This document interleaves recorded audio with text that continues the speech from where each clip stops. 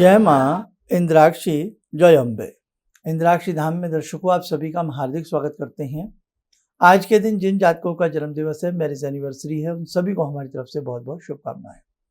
आज आषाढ़ी अमावस्या है और ये अमावस्या अपने आप में बहुत महत्वपूर्ण होती है। आपके जन्मांक में, कुंडली में यदि पितृदोष हो, सूर्य पीड़ित हो, चंद्र पीड़ित हो, नाना भांति के ऐसे कुछ योग हों जिसमें आपकी सुख चैन शांति भी कमजोर पड़ रही हो, उसके लिए भी अमावस्या में दान करें। अमावस्या में पितरों को जल देना बड़ा ही अच्छा होता है।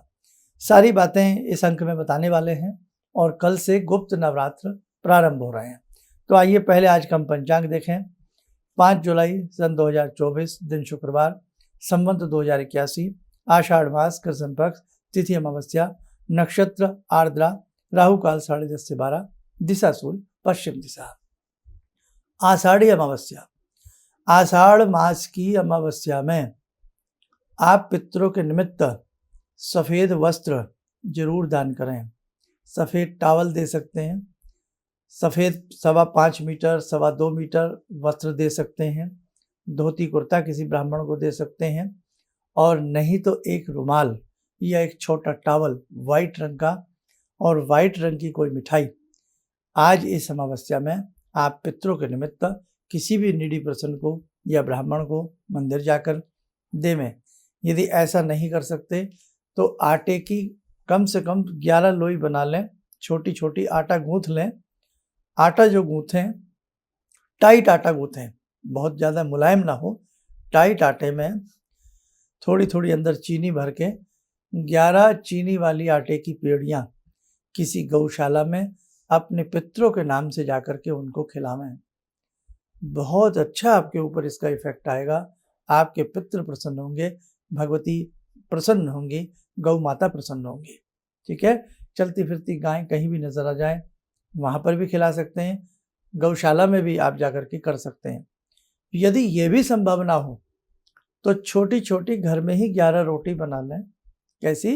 11 रोटी छोटी छोटी बना लें और छोटी रोटी बना करके या उसमें थोड़ी थोड़ी चीनी भी बीच में डाल लें पहले से ही आटे में, और वो 11 रोटियां तोड़ करके पक्षियों को खिलावें। हर रोटी पर थोड़ा सा घी जरूर लगा दें। यदि काग पक्षी वो रोटी खावे या कोई भी अन्य पक्षी खावे तो आपके पितृ तृप्त होते हैं, प्रसन्न होते हैं। एक लोटे में थोड़ा जल ले लें, जल में थोड़ी चीनी डाल लें और काला तिल मिला लें। दक्षिण दिशा की तरफ मुख करके ओम पितृदेवताभ्यो नमः बोलते हुए पितरों के निमित्त आप जल देवें दक्षिण दिशा की तरफ। ठीक है, इतना हम कर सकते हैं। सफ़ेद वस्त्र का दान, सफ़ेद टॉवल का दान, 11 लोई गौ माता को थोड़ा चीनी बना लगा करके देवें, या पक्षियों को छोटी छोटी 11 रोटी चीनी वाली और ऊपर से घी लगा करके पितरों के निमित्त डालें। कई बार आपके बच्चों की जन्म पत्रिका में ऐसा विडाल योग होता है, ऐसा पितृदोष होता है कि वो शमन नहीं होता, दूर नहीं होता। लेकिन खास तौर से इस प्रकार की विशेष समस्याओं में अगर साधक छोटे छोटे भी उपाय करते हैं उन्हें लाभ मिलेगा। आज के दिन ब्राह्मण को भोजन कराना भी शुभ है। किसी जो भी ऐसे इस प्रकार के व्यक्ति हों, जैसे कहीं भोजन बांटना, कहीं बहुत ज़्यादा ऐसी भीड़ रहती हो, बहुत ऐसा किसी मंदिर के बाहर कोई भी भोज्य सामग्री जाकर के बांटना, फ़कीरों में बांटना, गरीबों में बांटना बहुत अच्छा रहता है। ठीक है, तो आप जरूर करने का प्रयास करें। 1 लोटा जल जरूर दे दें। मैं अभी सुबह के 7:04-5-6 हुए हैं। हो सकता है ये कार्यक्रम आप हमारा बाद में देखें तो फिर वो बाद की बात है। अब इसके साथ साथ आप गायत्री मंत्र तो जीवन में अपने उतार लीजिए। आप माने न माने, गायत्री मंत्र समस्त प्रकार के दोषों को दूर कर व्यक्ति की उन्नति कराता है, व्यक्ति के अंदर शांति का उद्भव कराता है और व्यक्ति के ज्ञान नेत्र के जो चक्षु हैं यानी कि ज्ञान चक्षुओं को खोल देता है। गायत्री मंत्र की महिमा जितनी बताई जाए उतनी ही कम है, और ये आज से नहीं, सदियों से गायत्री मंत्र की महिमा ऋषि मुनि बताते आए हैं। लेकिन गायत्री मंत्र वास्तव में गायत्री मंत्र है। इसलिए बेटे, गायत्री मंत्र पढ़ने से खास तौर से अमावस्या के दिन भी, ऐसी जैसे अमावस्या आ गया, पूर्णिमा आ गई या और कोई विशेष तिथियां आती हैं, उनमें गायत्री मंत्र पढ़ें, सोने पे सुहागा, और प्रतिदिन पढ़ें तो अति उत्तम। अब हम आगे बढ़ें। इसी के साथ साथ एक काम आपको और आज के दिन कर लेना चाहिए। आपके घर में जो भी प्लांट लगे हों, पौधे वगैरह लगे हों, या आसपास किसी मंदिर में कोई प्लांट लगे हों, पौधे लगे हों, थोड़ा थोड़ा तनिक सा उनको जल जरूर दीजिएगा। हालांकि बरसात का समय है बहुत स्थानों पर, लेकिन जहाँ थोड़ी ऐसी स्थिति हो, प्लांट में जल देने से भी बहुत अच्छा योग रहता है। जिन लोगों का मन हमेशा शौक संतप्त रहता हो, संतप्त रहता हो, मन डूबा रहता हो, मन में हमेशा खुशी सी न रहती हो, बात करने में उन्हें रुकावटें महसूस होती हों, बच्चे बोलने में तुतलाते हों, कम बोलते हों, जिह्वा ना उठा पाते हों, तो बुधवार के दिन आप क्या करें, प्लांट में जल दें, पौधों में जल दें। उससे बुद्ध प्रसन्न होते हैं और वाक शक्ति का उदय होता है। ये आप करके देखा करें, छोटे छोटे उपाय। और अब एक चीज़ और बता दें आपको, इसी के साथ साथ आसपास कहीं पीपल का पेड़ हो, आसपास कहीं पीपल का पेड़ हो, तो आज एक घृत का दीप बना लें, थोड़ा सा जल ले लें, और यदि संभव हो थोड़े से बताशे ले लें। कहीं कहीं बताशे नहीं मिलते हैं, है ना, कहीं पताशा, कहीं बताशा, अपनी अपनी भाषा है।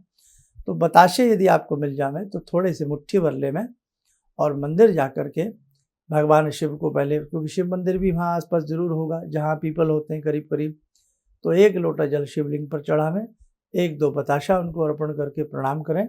उसके बाद पीपल पर जावें, देसी घी का दीप यदि 2 ले जाएं, एक शिव जी को अर्पण करें, एक पीपल पर करें, पीपल पर भी एक देसी घी का दीप अर्पण करके जल चढ़ावें, और कुछ बतासे चढ़ा करके प्रणाम करें।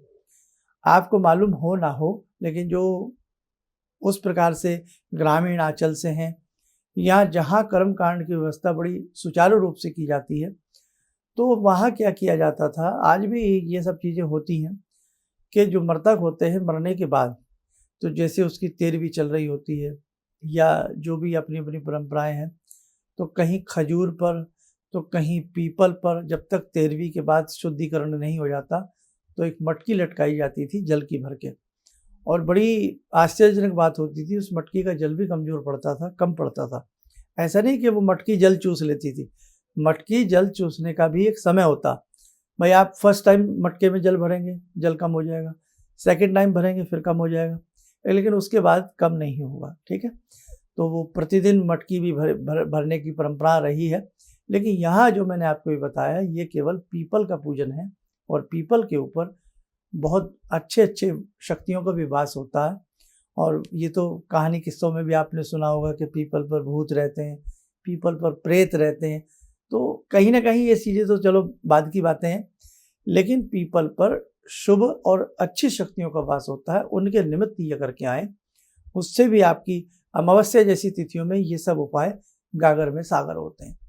और बाकी बेटा, कल प्रथम नवरात्र है, गुप्त नवरात्र है, जितना आपसे जैसे हो सके उसे करने का प्रयास करें।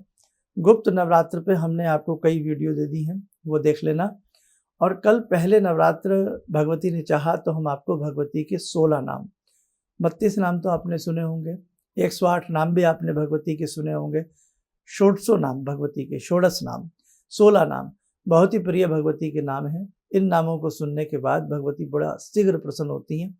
तो कल के प्रथम नवरात्र के अवसर पर हम भगवती के 16 नाम आपको बताएंगे, उन्हें नोट करना न भूलें। अब दूसरी बात ध्यान रखें, आज के भी जो हमने उपाय बताए हैं, जो हो सके जरूर करो। कई बार आपकी हथेली में भी राहु सूर्य का कॉम्बिनेशन होता है, आपके चंद्र सूर्य का, चंद्र राहु का भी कॉम्बिनेशन होता है, और चंद्र सूर्य का भी कॉम्बिनेशन होता है। तो हर प्रकार के, इस प्रकार के जो कई बार कमजोर योग होते हैं, चाहे सूर्य ग्रहण हो, पितृ दोष हो, चंद्र दोष हो, मातुल दोष हो, गुरु श्रापित दोष हो, तो वो ऐसे ऐसे उपाय करने से ऐसी तिथियों में आपको आराम मिलता है। और बाकी देखो भैया, कई बार कुंडली आपको समझ में नहीं आती तो फिर किसी विशेषज्ञों को दिखाएं, कुंडली वगैरह ना हो तो फिर हाथ की रेखाएं किसी विशेषज्ञों को दिखा लें, उसके आधार पर भी कुछ ना कुछ आप उपाय करेंगे तो आपके ग्रह अच्छे हो जाएंगे। आइए समय और चला आज की ध्यान साधना का जुड़ते हैं भगवती जगदम्बा से। ॐ सिन्दूरारुणविग्रहां त्रिनयनां माणिक्यमूलस्फुरात् स्तारानायकशेखरं स्मितमुखी बापेन वक्षोरुवां पाणिभ्यामलपूर्णरत्नचषकां रत्नोत्परां बिभ्रते सौम्यां रत्नघटस्थरक्तचरणां ध्यायेत् पराम् अम्बिकां खड्गं चक्रगदेषु चापपरिगान् चूलम्बुसोण्डिं शिरा शङ्खं संदधतीं करे स्त्रीनयनां सर्वाङ्गभूषावृतां नीलासमद्युतिमास्य पाददशकां सेवे महाकालिकां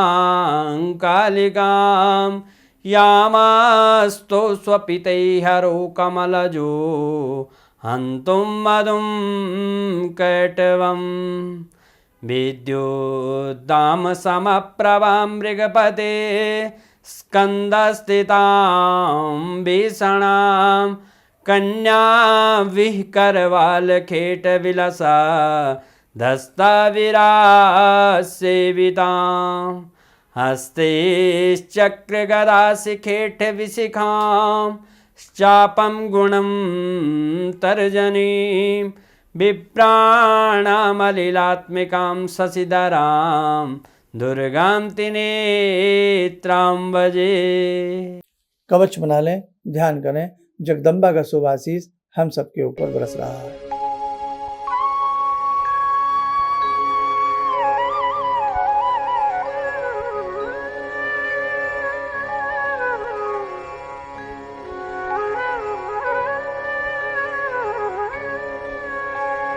ओम बोलते हुए नेत्र खोलें, सामान्य हो जाए।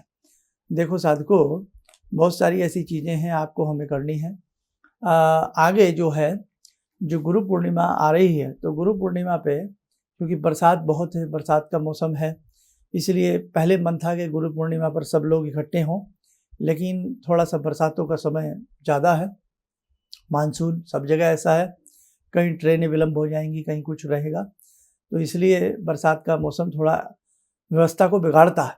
तो आप लोग क्या करें, घर में ही गुरु पूर्णिमा का पूजन करें। उसके हम 1-2 विशेषांक आपको बताएंगे और गुरु पूर्णिमा पे विशेष प्रकार का हम आपको कुछ उद्बोधन देंगे। और जो भी लोग गुरु दीक्षा से जुड़ना चाहते हैं तो अभी 1-2 रोज के बाद हम आपको बता देंगे। और वैसे तो आज भी हम इसको डिक्लेयर कर सकते हैं क्योंकि कल बहुत पावन दिन है। तो यदि आप चाहें तो द्वितीया से, यानी कि कल छोड़ करके परसों से, जो नए साधक दीक्षा लेना चाहें वो परसों से अपना नाम लिखवा सकते हैं और फिर गुरु पूर्णिमा से अपनी गुरु दीक्षा को प्रारंभ कर सकते हैं। और जिन्होंने गुरु पूर्णिमा ली हो तो वो भी गुरु पूर्णिमा का प्रोग्राम ध्यान से सुने और उस मर्म को समझें। आप लोग स्वस्थ रहें, सुखी रहें। इन्हीं शुभकामनाओं के साथ हम अपनी वाणी को विराम देते हैं। जय जय अम्बे। भगवान से जुड़ो और भगवान को से जुड़ने का जरिया आपने बताया, बहुत अच्छा लगा, बहुत धन्यवाद।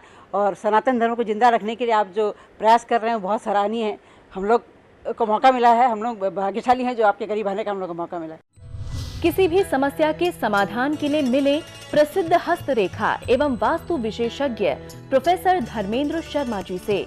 नोट: शिविर में भाग लेने हेतु एवं व्यक्तिगत रूप से मिलने के लिए कॉल करने का समय सुबह 10 बजे से शाम 6 बजे तक। हमारे विभिन्न ज्ञानवर्धक कार्यक्रम देखने के लिए आप हमें अभी सब्सक्राइब करें, बेल आइकन को प्रेस करें ताकि आप देख सकें हमारा कार्यक्रम सबसे पहले। और अधिक जानकारी के लिए फेसबुक पेज को लाइक करना न भूलें।